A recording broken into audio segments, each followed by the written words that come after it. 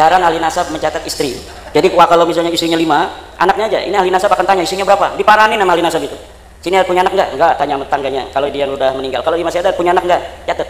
Jadi siapa saja itu anaknya, ibunya, tetap yang ditulis hanya ayah dan anaknya itu. Itu kebiasaan ahli nasab pada masa lalu. Kalau di Jawa istrinya dicatat. Istrinya dicatat kalau di Jawa. Ini istri ini, anaknya ini, istri ini. Kalau ahli nasab dulu jarang sekali mencatat nama-nama istri. Jadi walaupun istrinya 5 atau 4, anaknya itu 4, itu ditulis seperti bersaudara saja semua. Maka harus hati-hati apakah dia seibu atau tidak. Itu tidak penting bagi orang Arab, karena yang dihitung oleh orang Arab hanya nasabnya ayah. Beda dengan orang Jawa. Orang Jawa nasab dari ibu aja itu diaku saudara oleh nasab dari ayahnya itu.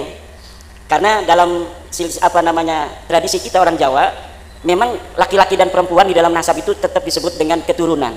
Kalau orang Arab hanya dari garis laki illa Fatimata, kecuali anaknya Fatimah fanisbatuhu ila Muhammadin sallallahu alaihi wasallam. Itu yang pertama. Yang kedua, ratib nanti kita akan ijazahkan ratib Imam Rafi'i ya, dari Imam Rafi'i yang ada di dalam kitab abad ke-12. Imam Rafi'i ini ratibnya. Ada mirip dengan Ba'lawi, tetapi ini jelas ada di kitab dan dia milik Imam Rafi'i. Yang ketiga mungkin yang ketiga dulu ya, yang Pak Al-Sunaria itu.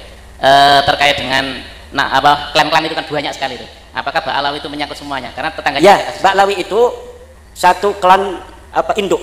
Dia punya turunan Al-Asgab, Al-Atos, Al-Jupri, bin Syihab, bin Yahya, Al-Idrus Romli, kemudian Al-Aidid, Al-Mutahhar, Al-Munawwar, bin Syekh Abi Bakar. Nah, itu semuanya itu Ba'lawi. Pokoknya supaya enggak puyeng, yang dipanggil Habib itu Ba'lawi, kecuali satu Habib di Grobogan, Habib Fadil. Grobogan itu dia dari Sunan Giri, tapi dipanggilnya Habib. Sekarang sudah saya ganti jadi Syarif Fadil, ketua atau Rais Suriat PCNU Grobogan. Terkait dengan abad 2, 3, 4 itu kan ada cerita atau mungkin pernah mendengar bahwa banyak turun Nabi ke Yaman. Bagaimana menanggapi itu? Karena nomaden tadi itu. Ya, itu ada orang tua kita ngomong begitu. Itu sudah terbantah oleh banyaknya kitab yang ditulis di Yaman. Jadi pada abad itu sudah banyak kitab yang ditulis mengenai keturunan Ahmad bin Isa. Ada tadi saya sudah sebutkan kitab abad ke-5 aja itu ada Tahdhibul Ansab, Al-Majdi, Muntaqilatul Talibiyah, Asy-Syajarah Al-Mubarakah, Al-Asili, Al-Fakhri, As-Sabatul Musan, Tahdhibul Ansab, kemudian Umdatul Talib dan An-Nafa' Al-Ambariyah serta Tuhfatul Talib. Itu yang ada di rentang waktu abad ke-5 sampai abad 10 Hijriah. Itu jadi tidak benar kalau misalnya nasab-nasab itu tidak dicatat pada abad-abad itu. Buktinya kitab-kitab nasab banyak, kitab sejarah banyak. Ada kitab Tabaqat Fuqaha Yaman, Al-Iklil, Al-Hamadani. Itu ada di dalam abad-abad itu yang disebutkan bahwa di situ lagi perang, tidak sampai dicatat, tidak ada. Dan walaupun nomaden, turunan Nabi itu kasamsid dhahirah, bagaikan siang yang terang kalau bagi orang Arab. Berbeda dengan di Jawa. Turunan Wali Songo itu kalau sudah menyembunyikan diri ketahuan malu dia. Wah, itu mah katanya riwayat doang. Katanya Yai masih turunan Sunan Giri ya. Wah, katanya sih begitu. Itu begitu. Nah, biasaan tradisi orang Jawa. Tapi kalau orang Arab penting bagi mereka itu nasab dan silsilah. Maka orang-orang yang bertugas menugaskan dirinya sendiri menjadi seorang nasabah itu akan memburu di mana ini keturunannya. Dan Imam Fakhruddin Ar-Razi memburu di Roy, keturunan Ahmad bin Isa, kemudian dari Madinah pindah ke Roy. Kalau Ahmad bin Isanya ini ada di Madinah, dia nggak pernah ke Basrah, dia nggak pernah ke Yaman. Kumaha eta aya kuburan di Yaman atau eta kuburan saha eta? Tah aya Ahmad bin Isa ke Yaman, kumaha kuburan aya di ditu? Wujudul qabri la yadullu ala wujudil hijrah li hadza syahsil lati fi qabri. Itu bikin kaidah sendiri. Adanya kuburan tidak menunjukkan bahwa orang itu memang dikubur di situ. Tidak. Buktinya sekarang banyak makam kuburan jadi-jadian kok. Betul apa tidak? Kuburan jadi-jadian itu jawaban. Jadi saya tidak capek untuk menjawab kuburan di sana benar nggak kuburan Ahmad bin Isa, di Yaman ada kuburan Ubaid. Buktinya di sini aja banyak kuburan palsu kok. Sudah terbukti orangnya masih hidup. Kemudian ada yang ngomong itu kuburan palsu. Kamu mengambil nasab orang, diem aja dia nggak jawab. Dia kan seperti perawan. As-sukut yadullu 'ala ridha. Diam itu menunjukkan memang iya. Cuma gengsi dong mau ngomong, masa saya kan waliullah. Ini tadi ada yang Muhammad Musafir karena dari ke sini. Oh iya, kalau sholat jamaah takhir fi waktu al-hadirah, kalau sholat jamaah takhir apa saja boleh? Apakah waktu yang di majmu', apakah sholat hadirah dulu boleh? Kalau jamaah takdim harus sholatul hadirah dulu tuh, baru sholat majmu'ahnya yang dijama ke dia. Tapi kalau sholat jamaah takhir ya, mau asar dulu boleh, mau dohor dulu boleh, mau 2 boleh, mau 4 juga boleh. Ini terkait dengan DNA tadi, bahwa tadi kan DNA itu ada yang G sama J gitu ya. Nah, orang-orang menurut yang dia tahu karena berdasarkan berita-berita yang dia baca atau dia dengar, itu kan Wali Songo itu O gitu, seperti orang Jawa. Gimana itu? Kalau Balawi itu sudah 187 di Yaman 180, di Indonesia 7. Jadi sudah variabel-variabelnya itu mencapai kuota. Jadi untuk menyatakan dia itu memang haplogrup utamanya adalah G itu sudah sangat meyakinkan. Kalau Wali Songo itu baru beberapa orang, dan yang J itu baru 1 di Cirebon. Yang O ada beberapa orang yang lainnya itu O. Jadi belum banyak yang, makanya ini lagi kemarin sepupu saya tes DNA. Enggak kasih yang gratis sama saya, dia suruh bayar. Kenapa? Dia DPR. Jadi ada orang yang ngasih ke saya beberapa, udah katanya catat yang mau tes DNA saya yang bayarin untuk keluarga Wali Songo. Hanya beberapa saja, saya nggak kasih kepada yang kaya, biar dia suruh bayar sendiri. Dia udah bayar sama Badan Riset Nasional 8.500.000 kemarin secara lengkap untuk mengetahui DNA dia ini kemana sebenarnya. Nah, karena dia sepupu saya garis lurus. Nah, tapi kalau misalnya nanti sudah secara lengkap memenuhi kuota sama seperti Baklawi 180 orang, itu kemungkinan besar kebanyakan dari hasil-hasil dari Wali Songo itu menunjukkan garis lurus laki-lakinya ke situ. Dan ini belum, nanti kita nanti nunggu. Semakin banyak yang tes DNA, ini semakin baik selain dari usaha dari Gus Jami untuk mengadakan seminar tentang sejarah Wali Songo. Karena memang ada manuskrip tua-tua ini kan baru sekarang muncul. Madura ini gudang manuskrip tua. Kenapa? Zaman dulu Madura itu tidak termasuk yang diambil-ambil oleh Belanda. Nggak berani sama orang Madura itu ngacak-ngacak rumahnya. Kalau di Banten itu Gus Jami, 1808 Kesultanan Banten dihancurkan. Itu semua manuskrip diambil. Untung masih ada beberapa tentang silsilah sampai 1808 yang masih ada. Tetapi tentang kitab-kitab karangan ulama Banten yang belum dicetak, itu saya menemukannya di Leiden. Saya udah pernah ke Leiden meneliti manuskrip. Saya ketemu dengan profesor yang ngarang buku tentang Habib Usman bin Yahya. Jadi dengan Habib Usman bin Yahya penulis bukunya, saya sudah ketemu Bapak Profesor Nico Kaptein. Itu di Leiden di sana.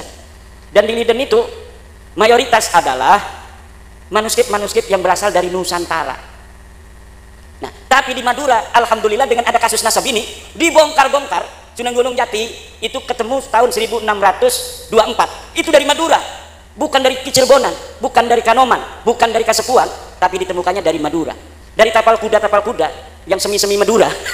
Itu ditemukan banyak sekali kitab-kitab manuskrip. Kemarin Arah 9 Channel menemukan lagi dari Madura lagi. Rupanya orang Madura punya gaya tersendiri menyembunyikan manuskrip sehingga tidak bisa terdata oleh radar Belanda. Karena Belanda ini ingin sejarah Indonesia itu hilang masa lalunya. Agar apa? Mereka dapat untuk membawa bangsa Indonesia sekendak hatinya. Karena dia tidak punya kompas sejarah. Orang yang tidak punya sejarah masa lalu sebuah bangsa itu akan mudah dikendalikan oleh bangsa lain.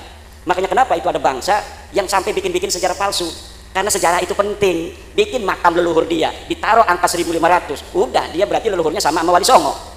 Siapa dulu nih yang menyebarkan Islam? Apakah Wali Songo apa leluhur saya? Katanya. Tuh lihat tuh, ada makamnya. Kapan ini makam? Ini makam baru direnovasi. Dulunya sudah ada, gampang saja. Nah, ini yang akan terjadi kalau kita mengabaikan makam-makam leluhur kita. Silsilah dan sanad bagus kita tidak mengunggul-unggulkan nasab. Tetapi kalau kita sendiri tidak tahu nasab kita sendiri sama sekali, itu ada jeleknya. Apa jeleknya? Nanti kita akan ada perasaan masa bodoh terhadap leluhur kita. Padahal yang dibaklawikan itu leluhur kita, tapi karena kita yang nggak punya tulisan catatannya, kepada anak kita tidak dititipkan, akhirnya kita merasa itu orang lain. Dan silahkan saja siapa yang mau mengambilnya.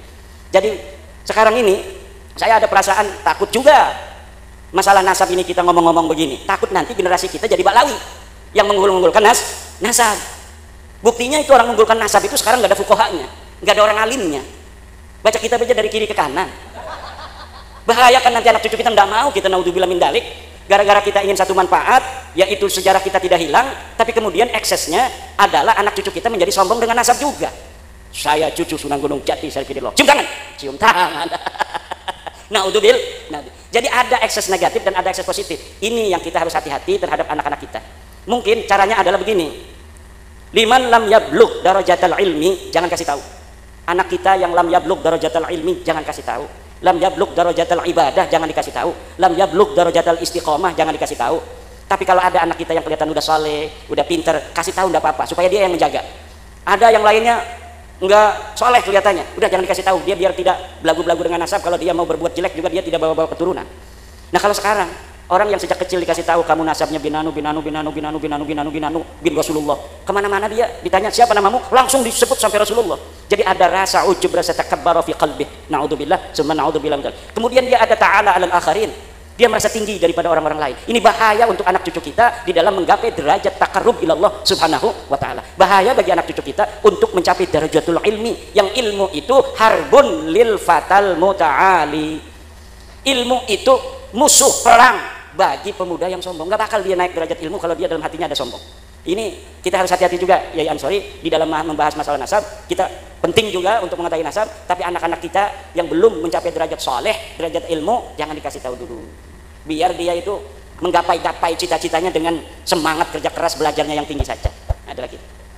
Alhamdulillah. Karena ini kalau saya sudah jamaah takdim tadi ya. Lah itu tanya sama At-Taufik. Nah ini saya mau ijazahkan, ada kiai dari Banten, Kiai Tabari As-Sadili, yang mempunyai ijazah dari gurunya tentang Ratib Al-Haddad ini. Ratib Al-Haddad, Ratib Rifai. Ini Ratib Rifai yang mirip Ratib Al-Haddad. Nah saya tadi sudah menghubungi, Yai saya mau ijazahkan di Tuban, silahkan katanya, dicetak aja bukunya. Saya foto bukunya, sudah dicetak, Masya Allah kata dia. Alhamdulillah.